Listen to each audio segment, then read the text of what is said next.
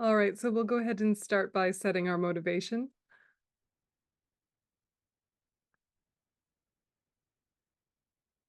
May all sentient beings have happiness and the causes of happiness. May all sentient beings be free from suffering and the causes of suffering. May all sentient beings be inseparable from the happiness that is free from suffering. May all sentient beings abide in equanimity, free from desire for friends and hatred for enemies. So just let your mind connect with love, compassion, joy, and equanimity, these four immeasurable thoughts.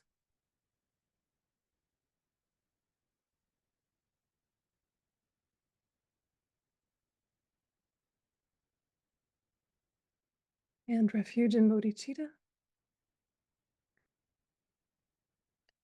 Sangye chudon sogi chunam la, janchu baru dani kapsuji, dagi chunyan gi pe sonam ki, rola penche sangye drupan sho, sangye chudon sogi chunam la, janchu baru dani kapsuji, dagi chunyan gi pe sonam ki, rola penche sangye drupan sho, sangye chudam sogi chunam la, janchu padu dani kapsuchi, dagi chunyan gi pe sonam ki, rola penche sangye drupan sho.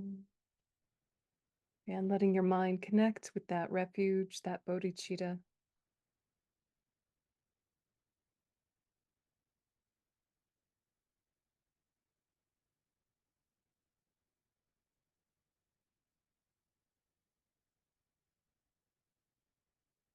Okay.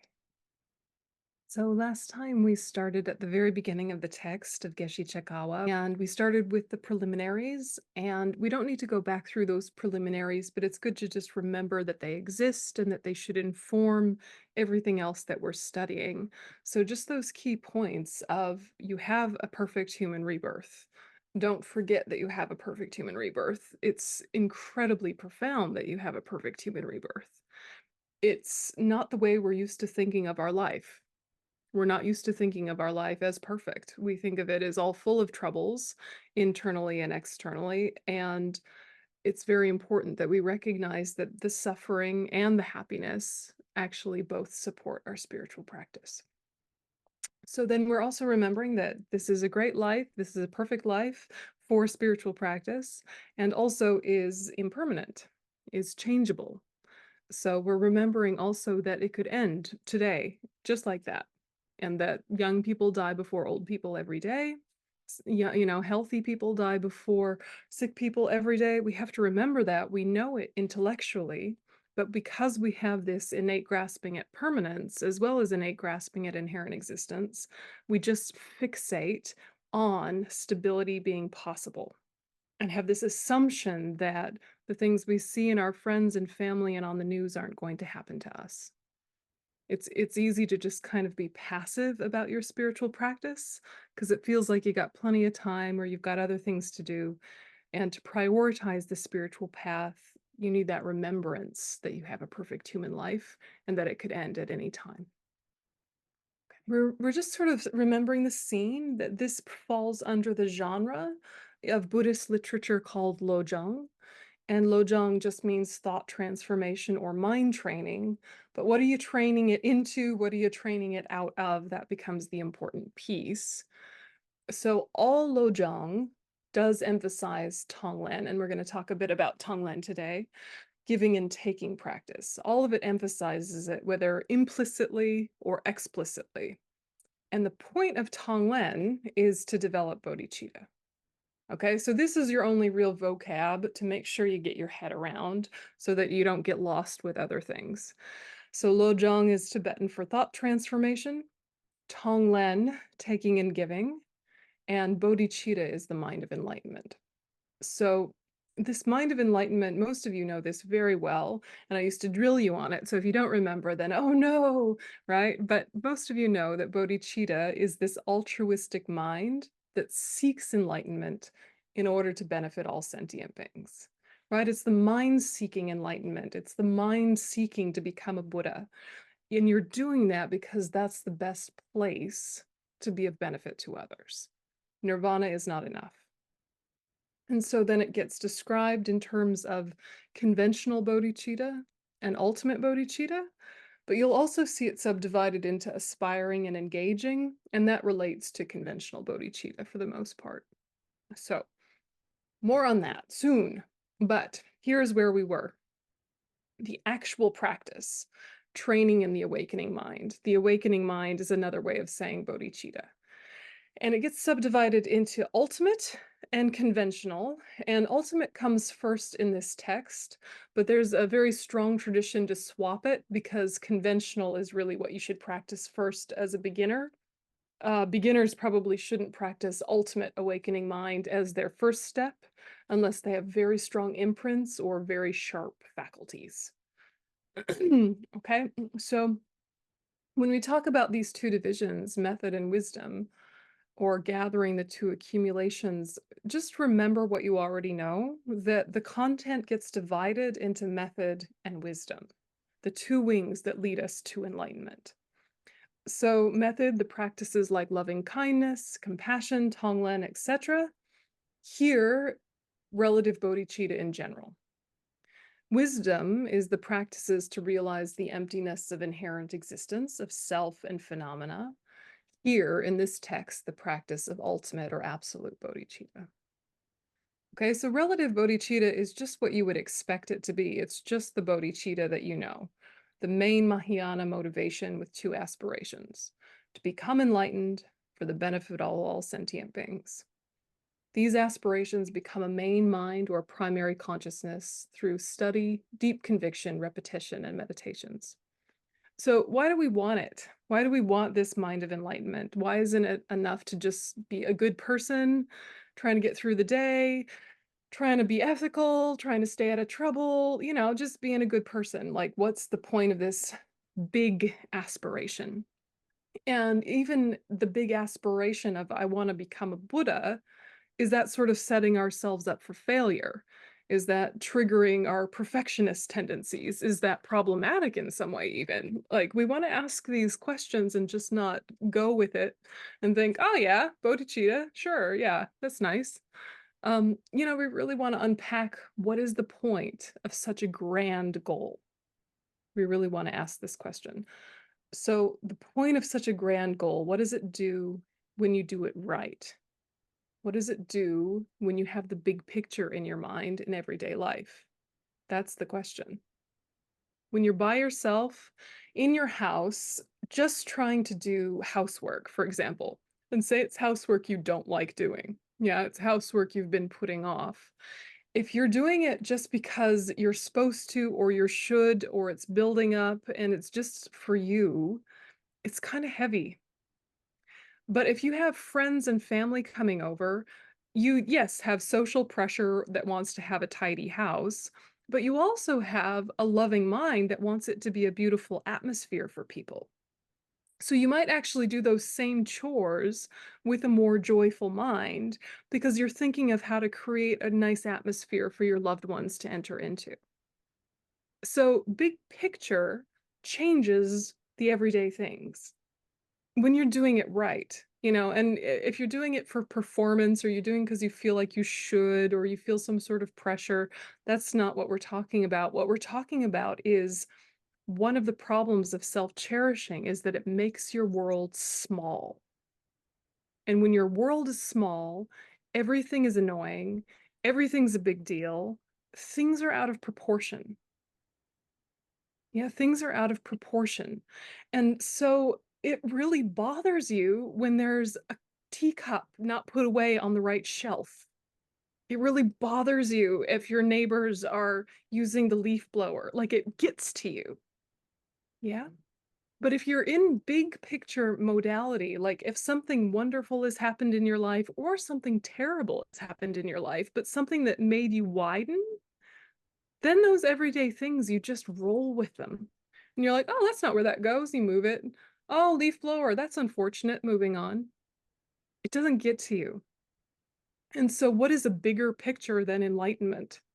That is the biggest picture you can possibly have. But if you're filtering all of the everyday inconveniences, all the everyday joys and disappointments, all of the everyday stuff into this big picture of how can I use it for fuel for my awakening, then nothing is a problem.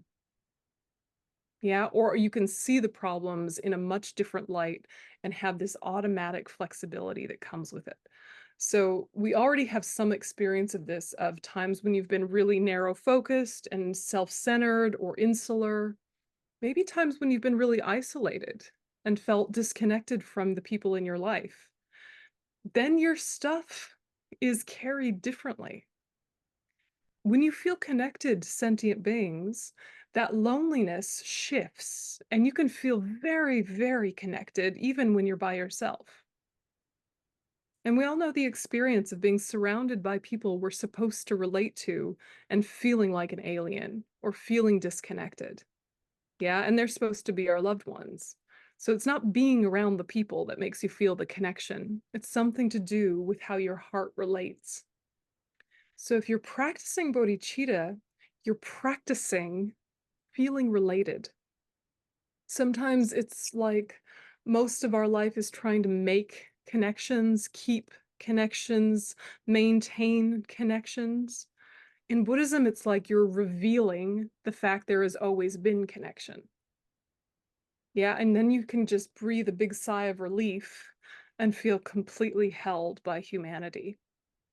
It's a different way of viewing things, and it's something important to experiment with because to have the aspiration of bodhicitta needs to uplift you, needs to give you buoyancy and enthusiasm, not in a cheesy way, but just in that way that it creates its own kind of momentum where you can weave all of your life into that ideal.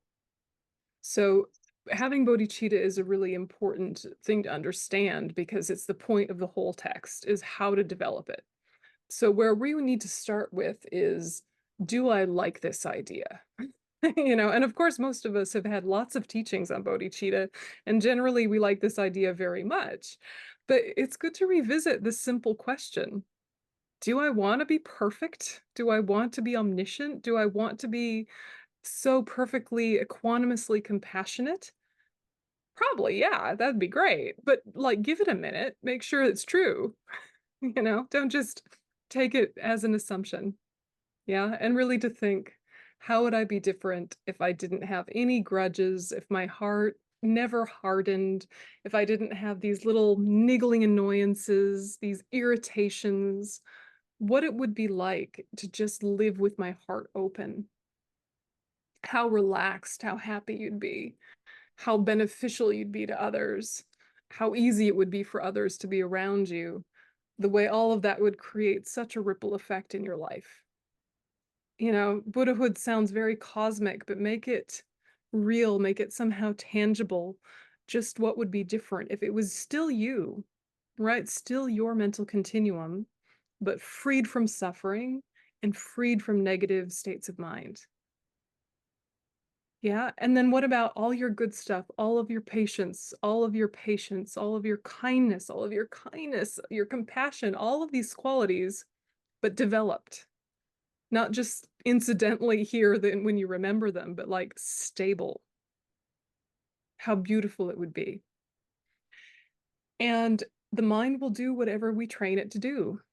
So let's train it to do that and not expect our development and our progress to happen accidentally or incidentally. If we want to evolve, we need to do it on purpose. We're not just going to have a linear progress through reincarnations. We're not going to progress through cyclic existence in this tidy linear way, just getting better and better. Yeah, we can very easily backslide. So this practice has to be intentional. And maybe you've already felt it over the years where there have been years where you've really gotten much more mindful, much more steady, and then you plateau for a little bit, but it's fine. And then something happens and you get distracted and there's a big dip and you're just back where you ever were because the habit wasn't strong enough. So it takes a lot of just on purpose, I'm living this way, not passively living this way, not taking it for granted that you're a good person. And so it's good enough. Not taking it for granted that you want to be motivated in big ways, but consciously making sure that you are. Because this is how you create the habit energy that sticks. Conventional bodhicitta is what the mind training verses we're looking at today are about, but later we're going to look at the mind training verses about ultimate bodhicitta, which is exactly the same thing, except it's in the mind of someone who has realized emptiness directly or perceptually. So ultimate bodhicitta is still bodhicitta, the main Mahayana motivation, with two aspirations: to become enlightened for the benefit of all sentient beings. But it's in the mind of someone who actually understands reality fully, at least while they're in meditative equipoise. Okay. So last time we did banish the one to blame for everything and meditate on the great kindness of all beings, right? And this is sort of your general bodhicitta overcoming self-cherishing, adage. And then we get into Tonglen, practice a combination of giving and taking. Giving and taking should be practiced alternately, and you should begin by taking from yourself. These two should be made to ride on the breath. So before we move on, the banish the one to blame for everything, how do you relate to that now that you've had a week to let it sort of digest? What is the one to blame for everything? Your mother-in-law. Correct. No. Who is the one to blame for everything?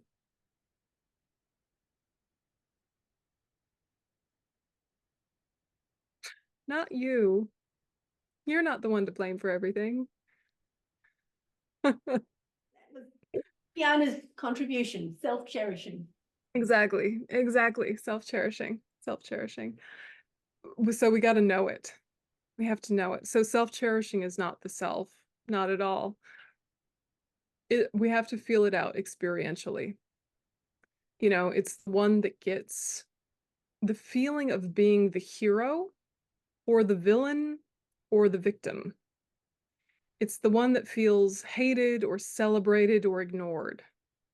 It's the one that keeps setting up the target to be hit. Yeah, it's that part of you that like gets offended. That, that is not you. That is a symptom of self-cherishing and self-grasping. Yeah. Think of yourself when you're just, very relaxed, very happy, when you feel really safe and connected to the people around you. Someone can do something rude and you just respond in really skillful ways, or you laugh it off, or it doesn't get to you. But if you're in a bad mood, it's like you've taken a hit. You've been wounded, and now you have to go like lick your wound, and sort of comfort yourself with all of the reasons why they're bad, all of the reasons why you're misunderstood, all of the reasons why people are unreliable and horrible. And you sort of have to soothe yourself. But who are you soothing? Yeah. So when you're saying banish the one to blame for everything, you could just say selfishness. Yeah, selfishness is the one to blame for everything. But we're talking about a specific type of selfishness that is much more subtle and much more insidious than what we would normally call selfishness colloquially. This very subtle self-cherishing thought operates all the time for us at our level. And it's the one that makes you feel like the main character in the story. Yeah, you're the main character in the story. And there's always a narration going on, whether verbally or not, just kind of like, and now the hero goes to the grocery store, and now the hero gets in the car. You're not saying that to yourself, but it's like you have this spotlight on yourself. And it can actually be a terrible suffering because you feel self-conscious. You really feel like people are looking at you. You feel like people are judging you. Sometimes they are, sometimes they aren't, but self-cherishing assumes everyone's looking at you. And then you either get kind of arrogant and proud and haughty and sort of blustery and trying to like, prove something, or you get kind of cringy and defeated and small and hope no one notices you. But they're both symptoms of self-cherishing. And what it does is it means you're oblivious to others. You're oblivious. You're not like going out wanting to hurt people. You're not planning attacks. You're not a bad person, but you're oblivious to your impact on other people. Yeah, there's an indifference there. And that indifference reinforces that feeling of separateness that we feel. Yeah, or that feeling of disconnect we can have with people. So it's really important to just almost step outside of yourself and like look at the landscape view. You in proportion to all other sentient beings might be too much, but you in proportion to all other sentient beings in the room, right? Or you and all other sentient beings in the general vicinity, right? And as if you're sort of like looking from the outside in and saying, oh yeah, there's me there, and there's someone else there, and someone else there. And look, oh, they are all someone's. Hmm. Right? Seems so obvious. I know it seems obvious, but we have to remember that when we centralize ourself, we have a exaggerated proportion of interest in that self. It's too much. It's too much, and it actually makes us feel worse. When you're thinking of others, it benefits you. When you're thinking of you, it harms you. And that doesn't mean regular self-care isn't a priority. Of course it is, but it's from a completely different perspective. You say, I must sleep enough. I must eat healthy. I must move my body sometimes because I need to be strong to be of benefit to sentient beings. And it's actually an act of self-cherishing to say, oh, it's just me and my body, so I can eat crap. Doesn't hurt anyone but me. I can chain smoke. It doesn't hurt anyone but me. But it hurts how much you're able to benefit others. It hurts how much you're able to benefit others. It's sort of like saying there's say, a communally used car that the whole family uses, and you never fill up the tank because you don't need it that day. Yeah. But the rest of the family might need to use the car, right? So it's like you're the car, right? You got to keep the tank full. And when you're thinking, well, it only harms me, you're forgetting your impact on other people. And so what's so interesting with self-cherishing is that it exaggerates both directions. It minimizes your impact on others, or it maximizes your impact on others. It exaggerates one of two ways. It thinks no one notices me, cares, or is influenced at all. Or everyone is influenced and cares about me a great deal, and I have an ego to maintain. It's fascinating, yeah? So what we're trying to do is just keep widening, keep expanding, keep stretching the vision outward. And in that way, you see yourself in the correct proportion. So self-cherishing is like a prison. And in order to overcome it, we use the strategy of Tonglen. But before we even do that, we have to say, this is the one to blame for everything. Yeah. It is this attitude that is to blame for everything. And if you can, start with blaming your own self-cherishing for your own suffering. But if that's too much too fast, say you have a very difficult person in your life, someone who is challenging you regularly, if you can say the one to blame for everything is not them, but their self-cherishing. It's their self-cherishing attitude that is driving their negative behavior. It is not them. It's not their good heart. It's not their Buddha nature. It is their self-cherishing. And because of their self-cherishing, they create a whole tornado of suffering for themselves. And you just got swept up in that tornado. Yeah. But they hate being in there just as much as you do. Yeah. It's it's difficult when you have someone who seems to delight in the misfortunes of others or is oblivious to their impact on others.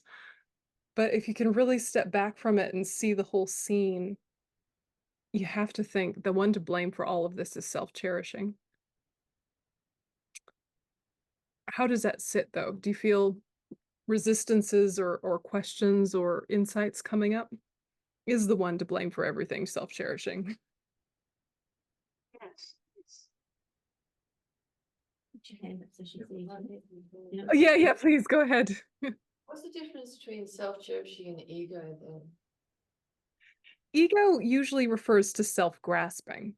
Yeah. So self-grasping is related to this innate ignorance, and the innate ignorance that views this self, the relative self, in your own mental continuum, but holds it to exist inherently. So the ego grasping or the self-grasping is what gives you this illusion of separateness. Then self-cherishing comes along and says, well, I better protect it then. Yeah, I better protect and defend and gather resources and get away harmers, forgetting that the whole premise is flawed. You have an illusion of separateness that has never been the case. The reality has always been like infinite interconnection. Yeah, but self-grasping makes you feel like you are a rock, you are an island, and you get Simon and Garfunkel stuck in your head, right? You're like, you're all alone, right? So that feeling of I am an island, that is self-grasping. And then self-cherishing is, well, I better protect the island and put barbed wire here and try and get resources there and hoard and be miserly and, gatekeep and all of that stuff, all of which makes me feel like even more of an island when in fact you never were one to begin with. Yeah, so self-cherishing and self-grasping, they're called the twin demons that lie at the heart of all sentient beings, but they're removable, and we have to keep remembering that. They're not intrinsic to the nature of your mind. The nature of your mind is clarity and awareness. It has Buddha nature, it always has, and it has always had innate ignorance, which has fed the self-cherishing. You can't get rid of your Buddha nature, so that's good news. What is your Buddha nature? It's the fact that your mind lacks inherent existence, so it can transform. It can completely and fundamentally transform into perfection. So when you're sitting with these ideas, really let it be beautiful, let it be esoteric, let it be playful, but then bring it down and pull it right into your immediate life and think, who do I not like? Who am I attached to and clingy about? When do I get needy? When do I get aggressive? When do I vague out and space out and disassociate? How is the everyday experience actually very much related to self-cherishing, fed by self-grasping, and then vicious circle? Yeah, you have to make it immediate. So, you wake up in the morning and you think, oh, I don't want to get out of bed. What is it that doesn't want to get out of bed? Who is it that doesn't want to get out of bed? Why is it? Like ask deeper questions rather than just say, get on with it, just do it. Or, no, I'm not going to, an indulgence. We're so quick to just react that we don't ask the question of, I wonder why though? Why is it I don't want to get up? Yeah, who is it that doesn't want to get up? What do I think is going to happen once I get up? Let's unpack it while staying all snuggly and cozy. Right. But, like ask the deep questions rather than just kind of lurch from choice to choice because that's what you're supposed to do. So banish the blame, one to blame for everything. And meditate on the kindness of all beings. Yes, even the baddies, because the baddies are helping show you yourself and where your love and compassion might be conditional. Okay. So this is from the Geshe Zopa commentary. He says, because we have not known what to blame, we've always held others or our circumstances responsible for the suffering we experience. We have failed to understand that, in fact, other living beings, our old and very kind mothers, are like wish-fulfilling jewels that grant us everything we desire. Instead, we have considered them our enemy and source of harm. we constantly cast around for something to blame for our failures, our pain, and disappointments. We see our selfishness not as an enemy, but as an ally, helping us get what we want and willingly allow it to govern us. The true culprit that harms us is right here. So once we recognize the truth of this, we should remind ourselves of it frequently by repeating, put all the blames in one place, or banish the one to blame for everything, over and over again, and slowly it will make an impact. Does that sit well with everybody, or do you feel Yes, some? absolutely.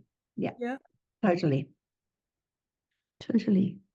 Yeah, it's a very powerful one, and I guess the questions that can arise or could arise are, what about someone who is harming others? What do you do about that? What about someone, what about when you're with someone who is actively doing things that you find very harmful to yourself?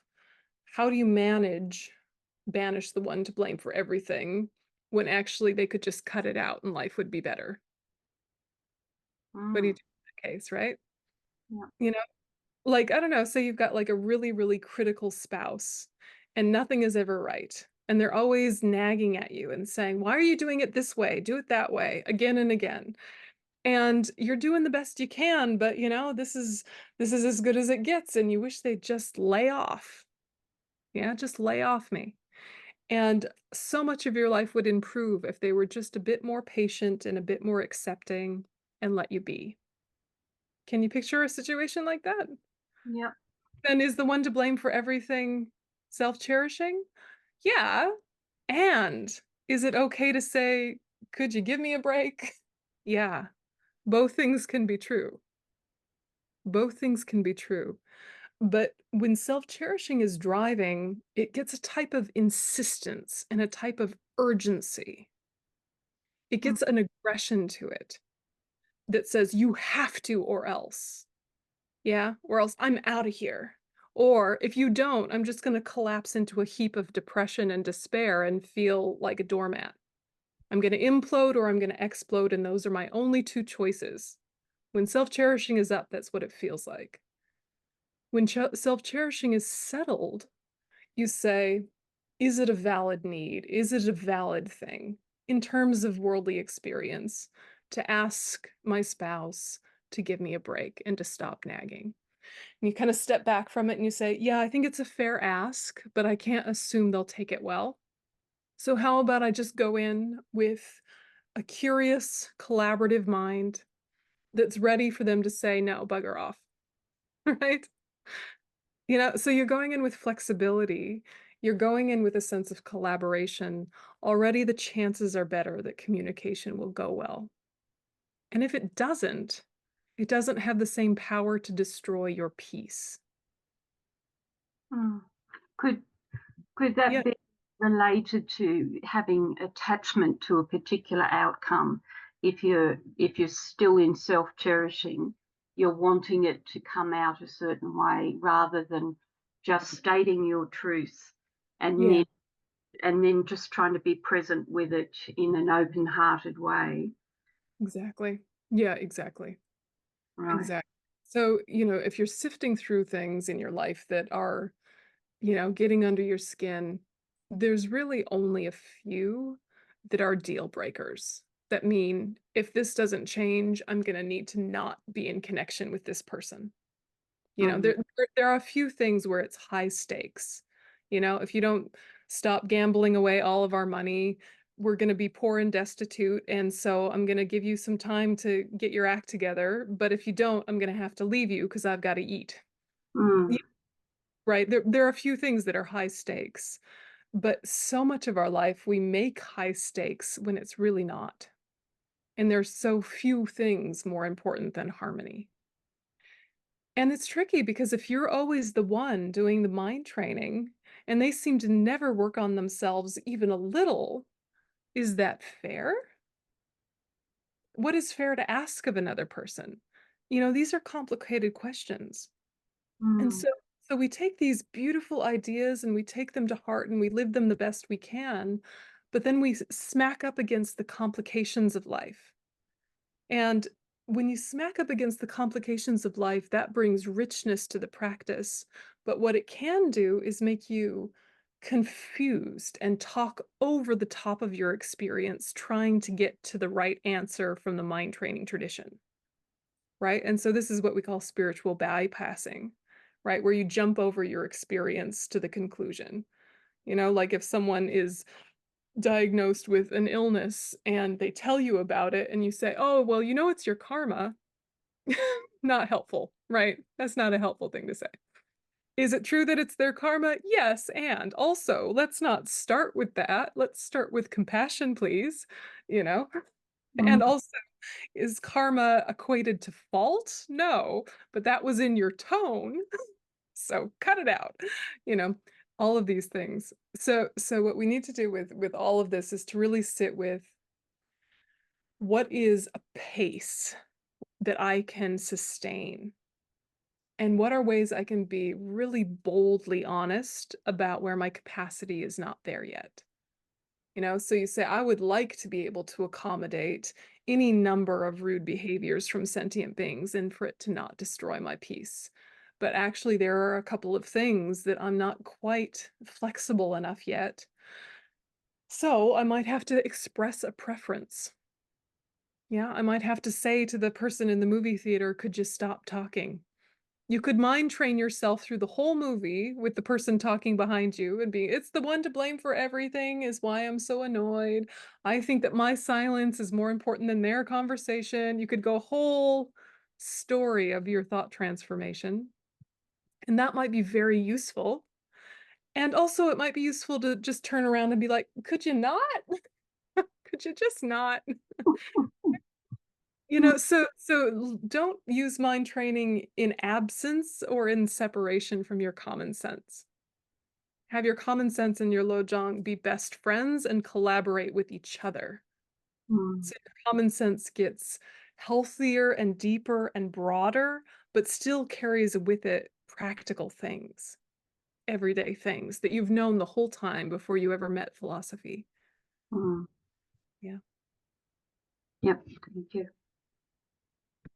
Well, Oh, sorry, go ahead. Yeah. I was just thinking the point at which it goes into self-pity is interesting. Mm. You know, Yeah. So, like yeah. if So, that person in the theatre seemed to me to touching onto self-pity really.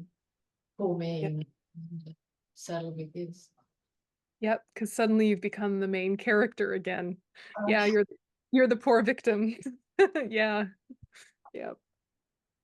Mm, Yeah. That's however you can get there, but it does really help to get that bird's eye view of yourself in relation to others. Yeah, just like you remember when you first heard about the moon landing and the way Lance Armstrong said when he looked back at the Earth, the way everything was in perspective and it really changed his whole outlook. You know, mm, it's really powerful to think about yourself in connection, in relation to other sentient beings from an outside perspective like that, because you see the way that you're important is different. It's not that you're not important, but you're not important in the way self-cherishing thinks you are. mhm, Yeah. You're important from a place of you're someone who has the chance to develop your mind and be of benefit to others because you've met teachings that encourage that at a time when your mind was open to it. And that seems very easy and nice and natural, but it's actually not that common. And so you think, well, if not me, then who? If not now, then when? I have to be the one that works to transform my mind and brings peace to situations. So you're thinking of yourself, I am important, but I'm only important because of all these different conditions that are unrelated to me that just came together here at this time. mm. Yeah, so just, gently, gently. Okay, so one of the best ways to get your bodhicitta activated is to do Tonglen. So you practice a combination of giving and taking.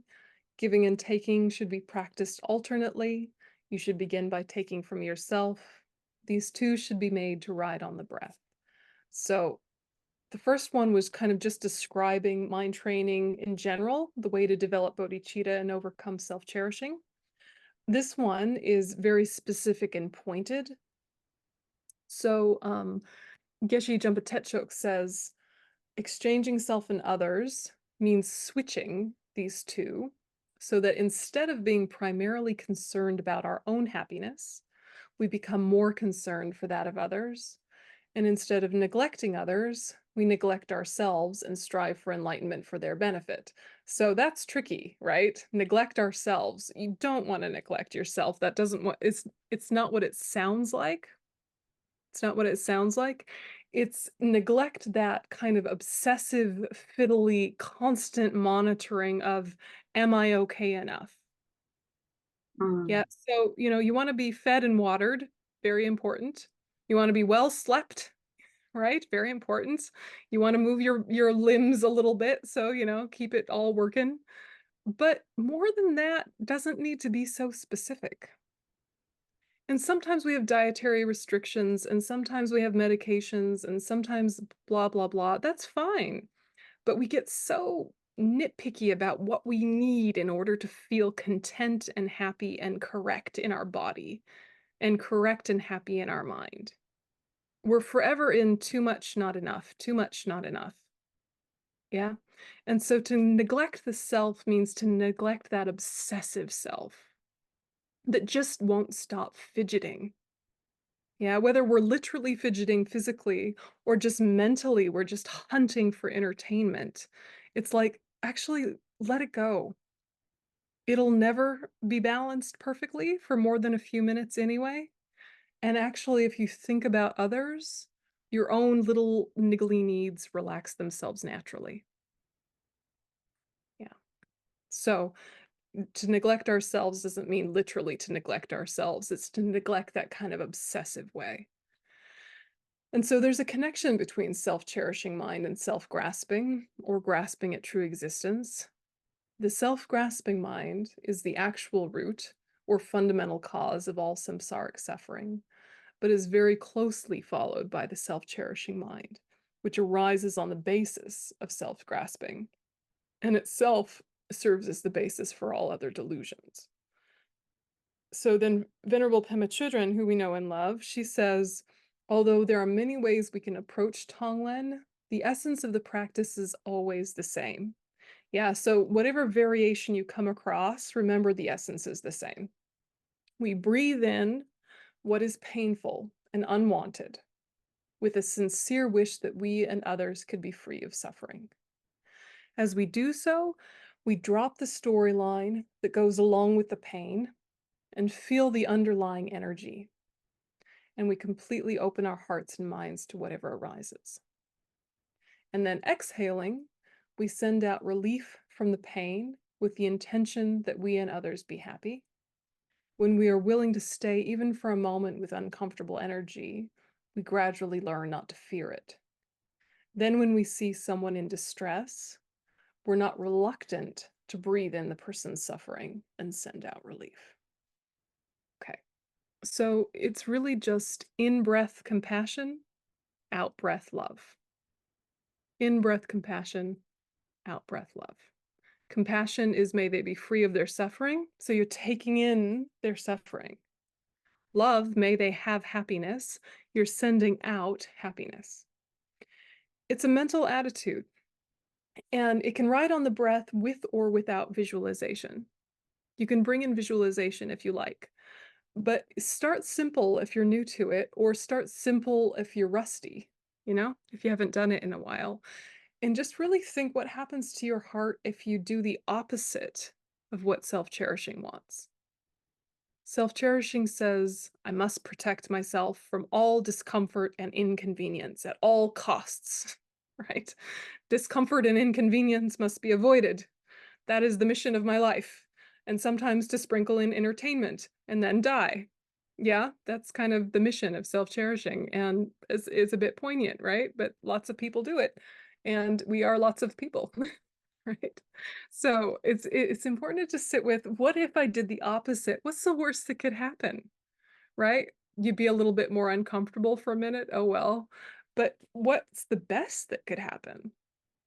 You might actually develop your resilience to the point where you can cope with more easier. Yeah, you can cope with more easier because you're building this attitude of cherishing others the way you would build muscle mass. By adding a little resistance and a little discomfort, you increase your ability to deal with discomfort. Yeah, it's really interesting to play with it, but if you try it with something very simple and it says it should start with yourself, if before we even do a meditation, just sit with what is a little bit uncomfortable in my body.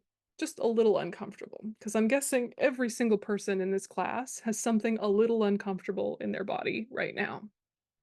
Yeah, do you have a foot that's asleep? Do you have a back that's out? Do you have a headache? Do you have an itch? Yeah, I'm guessing there's no one that doesn't have a little something. Yeah, so pick a little something in your body, all right? Searching, searching. It doesn't have to be all of them at once, just pick one. So mentally scan through the body what is a bit uncomfortable. Okay, my right ankle hurts. I twisted it earlier. Okay, that's the one. Now, what do? Right? Instead of ignoring the pain or obsessing about the pain, you don't go either direction. You think, how about I voluntarily take it on? How about I say, this is just what I wanted, thanks. I'm going to give it to self-cherishing. I'm going to give that very distress to the thing that caused the distress. It came from the self-cherishing thought. I'm giving it back to the self-cherishing thought. How did my hurt ankle come from the self-cherishing thought? Was I obsessing about myself when I stumbled on the way to the car? No, not particularly more than usual. But pain is negative karma ripening. Negative karma comes from harmful actions in the past. Why do you do harmful actions? Because of self-cherishing and self-grasping, right? You see yourself as separate, then you do flawed strategies to protect it, and you hurt each other, which plants a seed on your mental continuum that just hangs out there. And then it meets with conditions like slippery grass and ripens as suffering. So yes, my ankle pain did come from self-cherishing. That's where it came from. Yes, it also came from the slippery grass, but really, the condition was not the main thing. If I hadn't created the cause, that slippery grass wouldn't have the same effect. Yeah, I might have slipped and it not hurt. I might not have slipped at all, right? It was not the grass's fault or the person who's supposed to mow its fault. It's the fault of my self-cherishing. So that's an interesting way of looking at it, even if it was someone's job to trim the grass. That can also still be true, but it's not the point anymore. The self-cherishing mind says it's the whole point. Someone was supposed to mow the grass, otherwise it wouldn't slip. Yeah, that's what self-cherishing does. It makes a whole villain. Who's the villain is the self-cherishing, your own. So you think I'm breathing in that pain, and I'm breathing it in, maybe it takes the form of black smoke, and I give it to the self-cherishing attitude, which lives at my heart center, but is not my good heart. Think of your good, kind heart at your heart center like warm golden light, but then self-cherishing has created a false shell that thinks it's protecting it, but it's actually blocking it. Yeah, it feels like protection, but it's actually blocking you. It's actually separating you. It's cutting you off from the herd, and now you feel all alone. So you breathe it in, and you imagine that then it either softens and weakens that shell, or that perhaps a storm cloud forms and lightning strikes and cracks that shell. But either way, the shell becomes weakened by the pain that you take on voluntarily. And then your good heart is released, and you send out happiness and all of the comfort. So you can think, okay, what's comfortable in my body? What's not causing trouble? And you're like, well, everything's causing a little bit of trouble. You're like, no, no, my right elbow feels fine. My right elbow feels fine. Also, my ears are fine today. Also, and you're like, actually, no, there's some good spots. There's some spots in the body not causing trouble. all right, I'm not going to hang on to those and cling to those and be attached to those. The happiness in my body right now came from sentient beings. And you're like, really? What? No, it didn't. Came from a good night's sleep and eating properly. No. All right. The happiness in your body came from sentient beings because it's positive karma ripening. Positive karma was created in dependence upon interaction. Positive interaction with sentient beings planted a positive karmic seed, and then it met with the conditions of sleeping well and eating okay. And now you have happiness. So you think happiness came from sentient beings?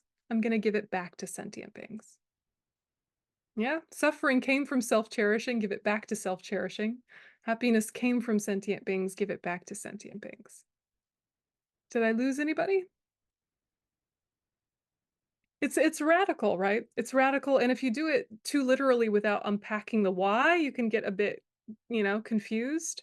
But if you really think about karma, it starts to feel only right. Starts to feel only right to give suffering back to self-cherishing. Feels only right to give happiness back to sentient beings. Yeah, not just a good idea, but correct.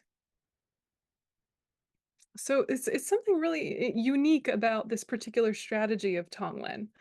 And I think that when we do it, we should really make sure that we're keeping a curious mind, a playful mind, but letting it really strike the heart of that thing that feels like protection, because it's not protection. And when you do that, it's counterintuitive, but it's not going to hurt you to try, just gently, experimentally. And so you do that for yourself, and then you start doing that for others, and you think, who in my life is struggling? Who's got dodgy finances? Who's got relationship breakdowns? Who's got a scary diagnosis? Who is falling apart mentally? I want all of their suffering too, not just my own. I want it. Give it to me. I'm going to give it to the self-cherishing thought. And all of my happiness, my current happiness, all my resources, all my friends, all my family, all my cute cats, right? All of the groceries in my fridge, all of the beautiful views out my windows, everything, I'm giving it to sentient beings. Yeah, psychologically. And this creates a really interesting thing when you're not in meditation. Yeah, when you're not in meditation and then you meet someone who's struggling, your first response isn't resistance or fixing it. Your first response is a calm that's not reactive. Yeah, and if you can meet other people's suffering without being reactive, then you can do your absolute best for them. Your best might not be enough. That's okay. Life's complicated, but you can't do your best if you're agitated. Yeah, if you're agitated with, oh, this is uncomfortable, I don't really know what to do here, or oh, that's gross, I don't want to look at it, or whatever the case may be, your resistance clouds your clarity. So how can you bring your best when you're all clouded? So when you're doing Tonglen practice for others, be as radical as you can, yeah? And really think all of the suffering, all the floods, all the famines, everything, but do it gradually and just kind of see what happens, because it can really change how you live your life. So we'll take a little break and then we'll do the meditation.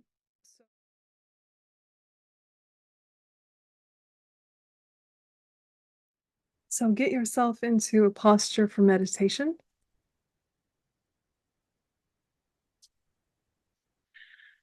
Nice straight back.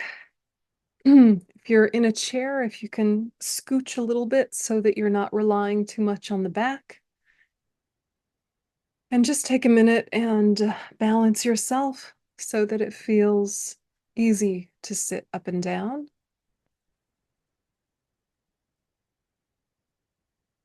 Feels easy in your shoulders, in your back. And just do what you need to do to find that center balance. So being straight upright feels easy.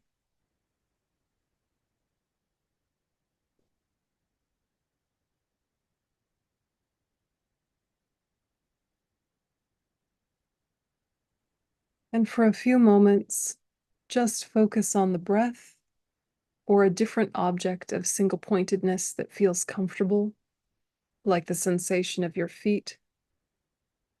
But just choose one simple focus and use that to allow surface distractions to settle.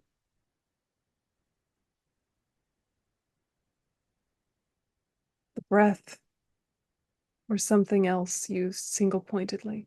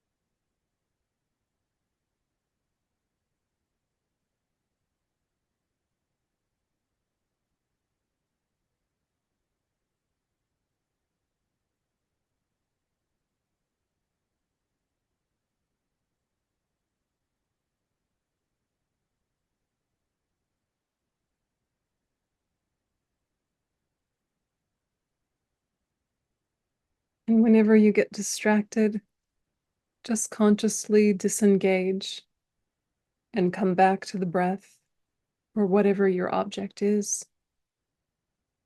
Just keep it simple, clear, bright focus, nothing to anticipate.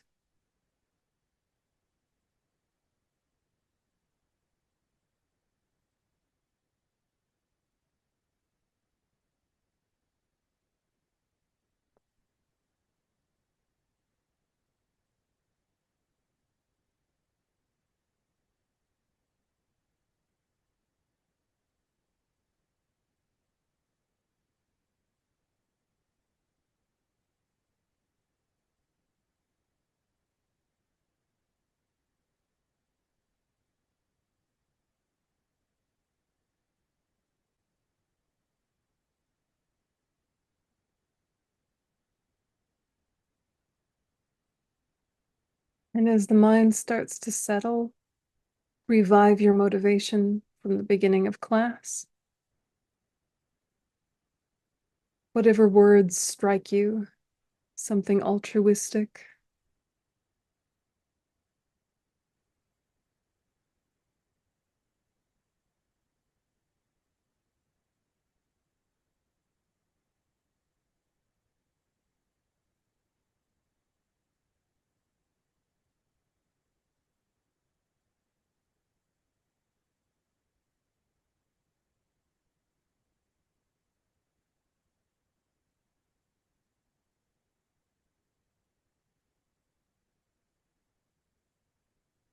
And then with that motivation, allow yourself to list the difficulties in your life right now without falling into self-pity or falling into the story.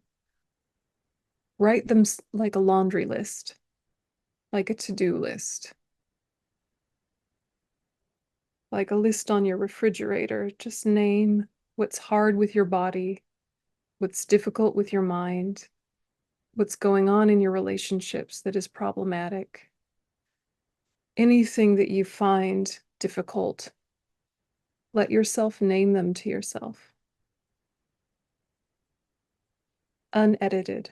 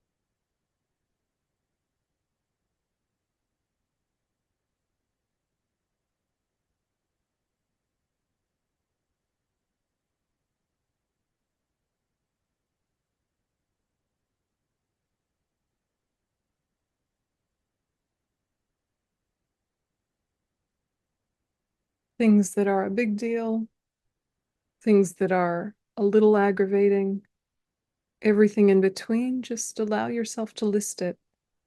Here are the things I don't want to be happening. Let yourself articulate those.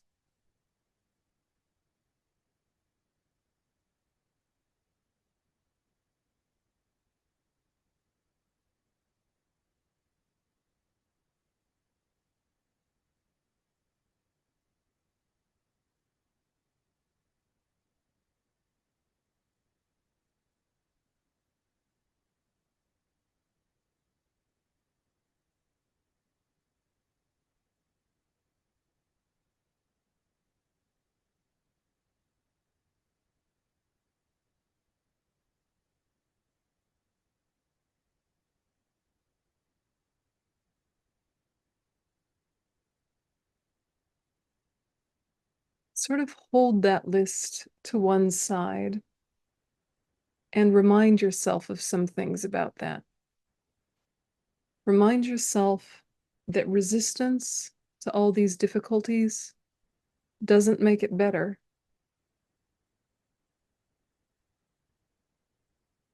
That reacting and resisting and pushing them away or building a whole story about them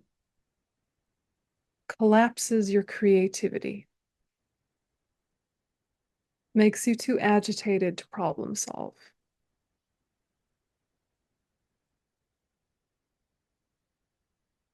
And what's more, the more you identify with your problems, the harder it is sometimes to notice the way others are suffering.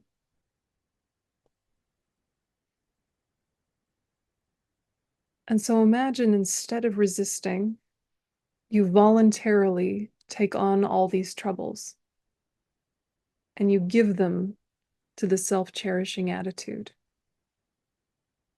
which is like that hard shell covering your good, kind heart.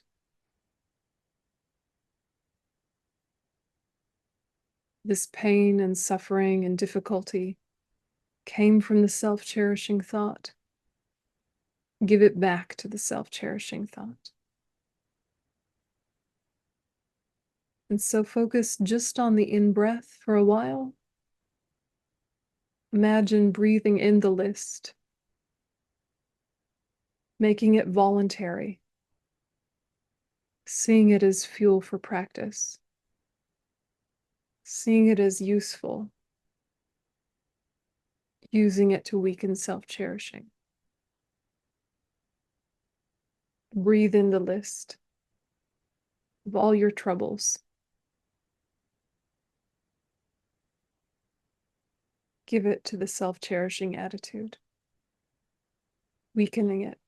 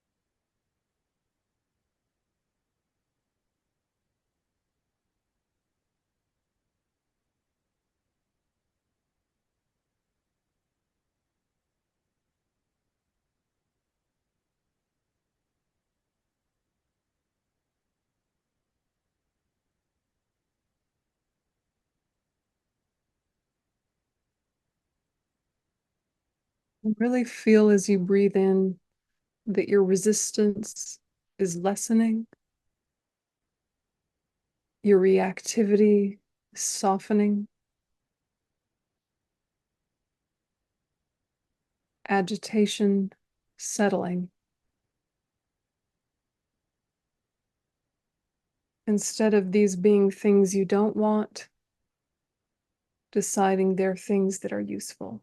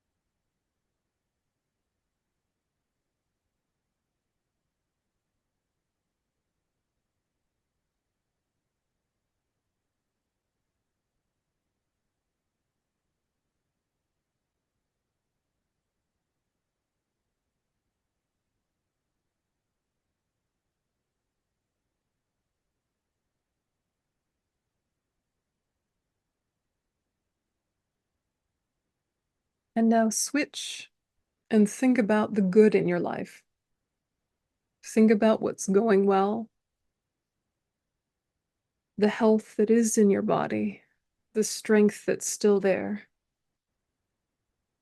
the ways that your mind can be sharp, can be insightful, can be kind. Think about the good in your resources, things you like about your home, your relationships. And again, just list those, not overly identifying. Just name what's going well.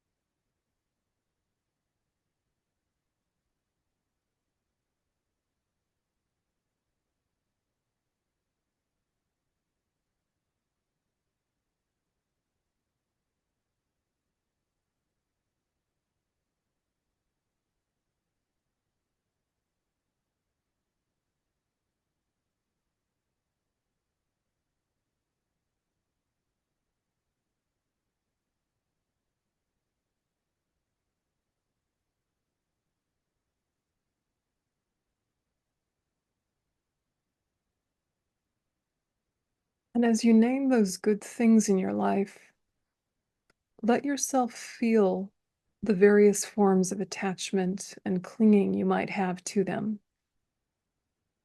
Feelings of possessiveness or miserliness, deprivation mentalities that might not want to share.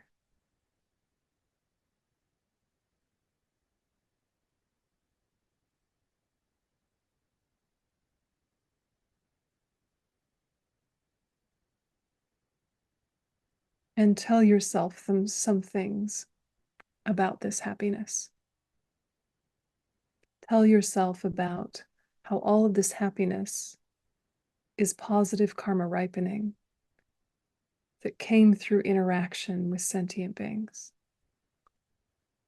And even the resources themselves are related to sentient beings. So many sentient beings are a component of the happiness you experience now.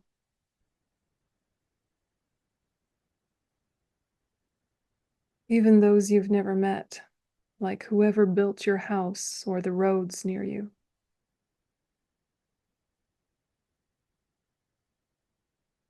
Those who harvest the crops, etc. And so even as you feel that miserliness or that possessiveness about your happiness, allow yourself to recognize ownership is an exaggeration. Possessiveness is coming from a place of affliction. That of course a person needs a certain amount of resources, but that clinging actually doesn't help you keep anything.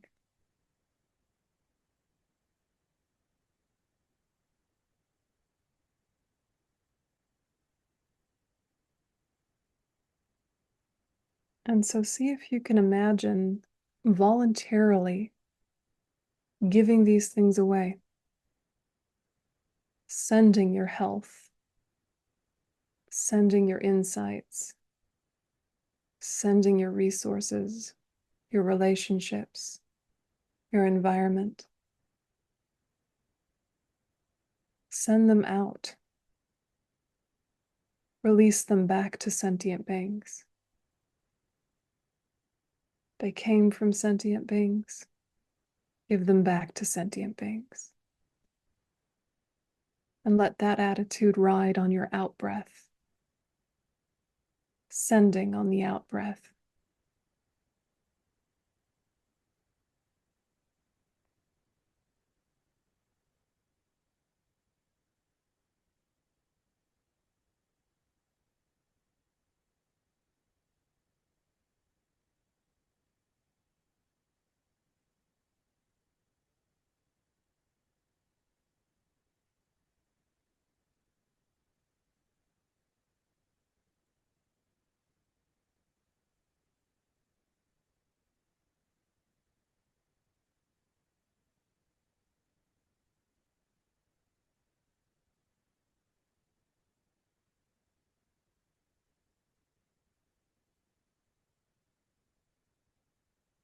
As you send out that happiness, maybe it takes the form of golden light.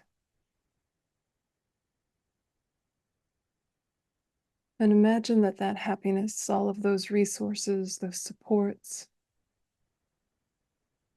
that all of them were trapped and suffocated behind the self-cherishing. And now they're released.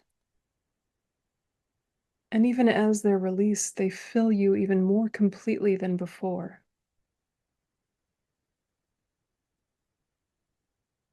You're not hoarding them anymore. They're able to breathe and flow. And that golden light can exit through the pores of your body, and especially out through the breath, going towards all sentient beings. Sharing, collaborating, giving.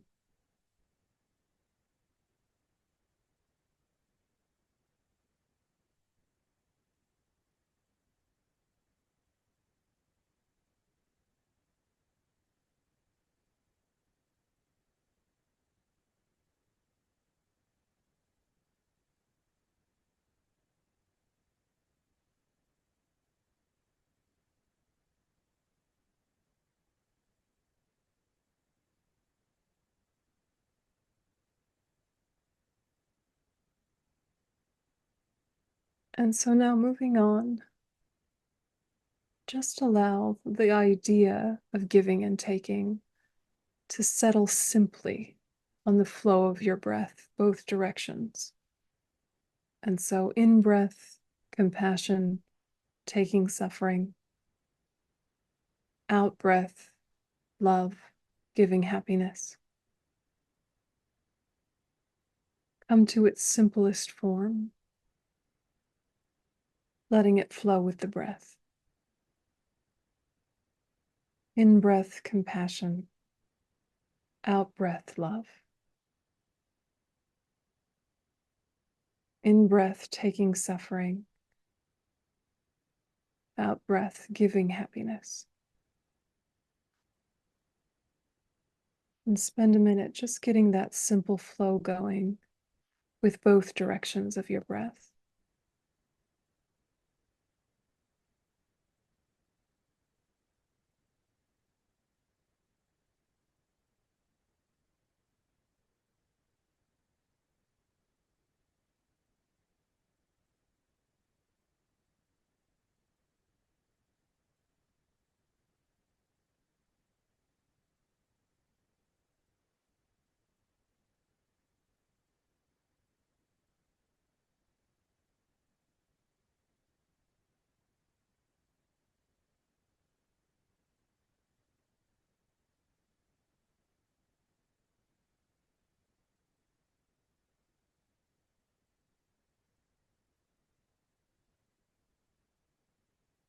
And with in-breath compassion and out-breath love, let your mind get more specific, taking on the suffering of friends and family, sending all of your current and future happiness to them.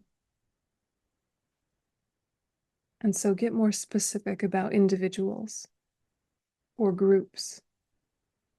Take on suffering, give over happiness.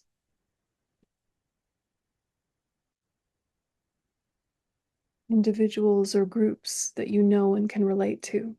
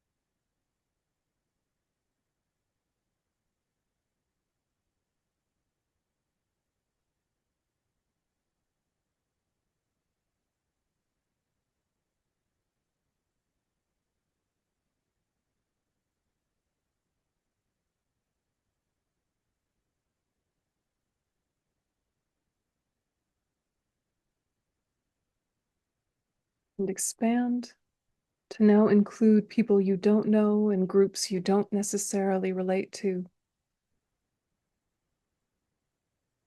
But expand that, taking on suffering, giving over happiness, in-breath compassion, out-breath love for people everywhere.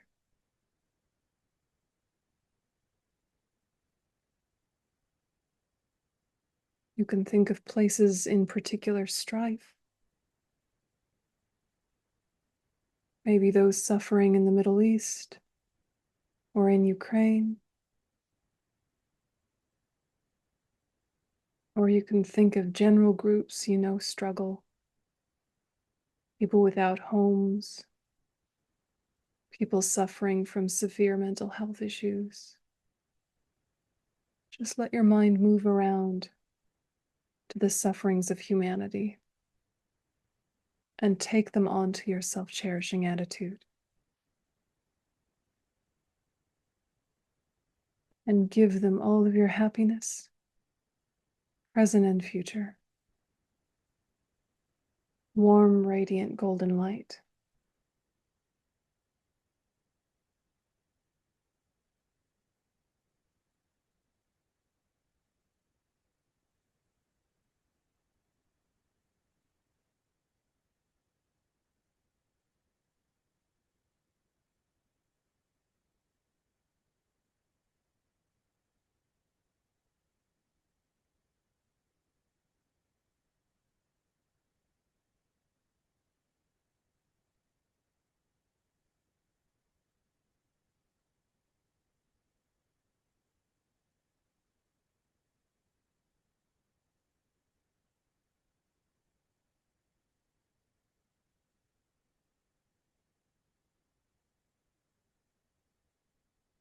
And now include other sentient beings besides humans, animals, and beings that are unseen.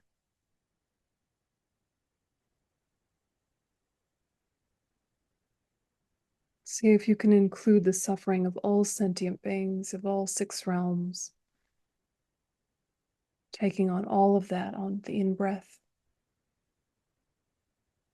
giving it to the self-cherishing.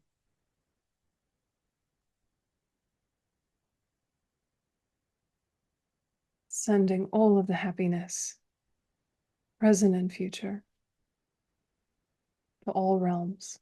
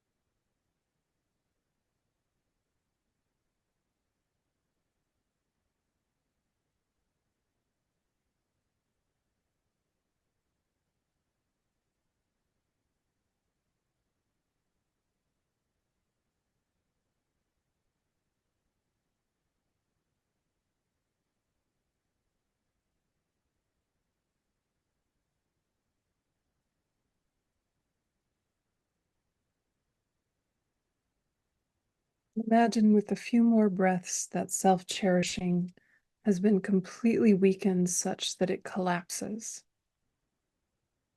and that your heart of cherishing others blossoms into full bodhicitta,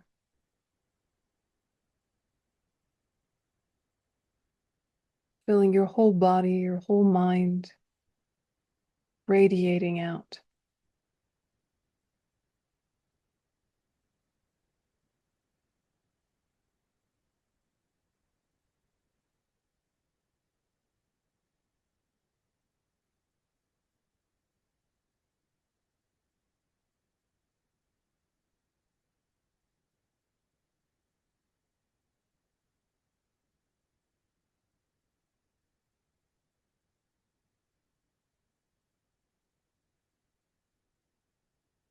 And then gradually allow your analysis to relax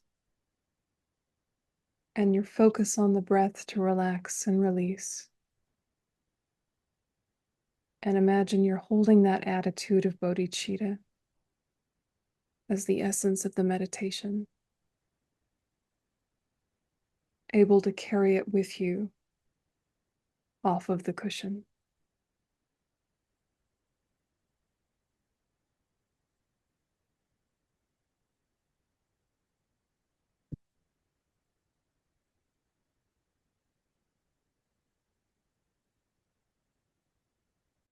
Rededicate.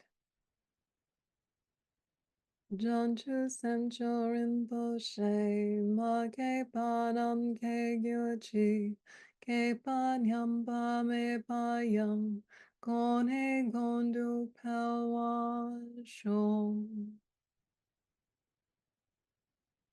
Okay, relax your attention. And so see if you can do that before our next session, sometime by yourself, even just the simplest version, even just in-breath compassion, out-breath love, and then layer in as much elaboration as you can hold without getting tight. Thank you. Thanks, everybody. See you next week. Thank you. Thank you. Thank you very much.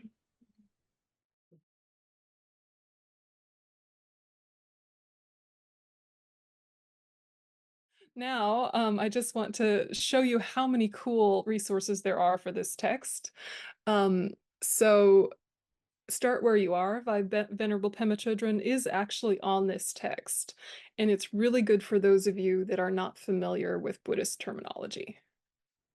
Then the one by B. Alan Wallace is great for those who enjoy a technical presentation. And then Mind Training Like the Rays of the Sun is the one that I started with, and it has a nice Lamrim outline way of framing it together with the commentary by Num Capel. Now the two on the ends are newer. These are contemporary compilations of lots of lojong texts. So I really recommend those two if you're interested. But for just a classic Geshe style presentation, we have the one by Geshe Sonam Rinchen there in the middle. But wait, there's more. So the ones you guys have included in your course materials is The Kindness of Others by Geshe Jumpa Techok, and it's brilliant. It's really experiential as well as technical when it needs to be. And similar to that one are the ones by Gomo Tulku and Chogyam Trungpa. Okay.